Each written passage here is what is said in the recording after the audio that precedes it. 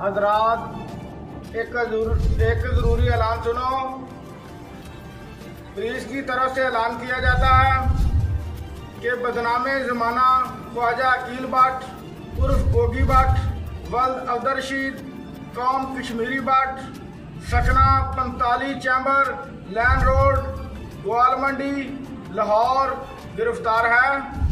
किसी भी शख्स को इसके खिलाफ कब्जा माफिया या दीगर किसी ज्यादती के मतलब कोई शिकायत है तो फौरी तौर पर मकामी पुलिस से रब्ता करें। इसकी जायज़ शिकायत पर फौरी कार्रवाई ज़ाब्ता अमल में लाई जाएगी।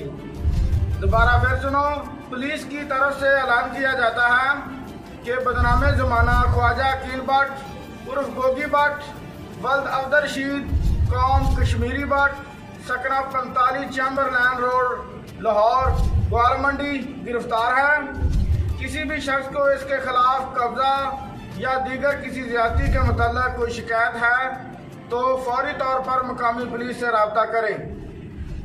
इसकी जायज़ शिकायत पर फौरी कार्रवाई ज़ाब्ता अमल में लाई जाएगी। शुक्रिया।